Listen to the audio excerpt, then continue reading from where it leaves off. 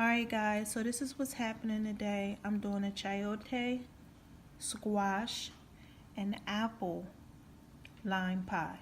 Alright, chayote squash is a nice squash. It's also in a lot of Spanish dishes.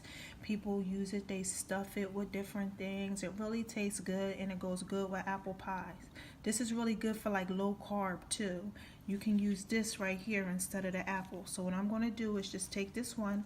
I took the core out already. I'm going to cut it, put it in here. I already have my lime juice and my lime mixture already made. And then there's apples in the bottom of this, okay? So I just cut it up the long way, just like this.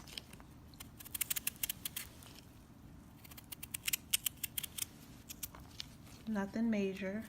Doesn't have to look perfect. I already did my apple pie crust, homemade crust. I'll show you how to do that in another video.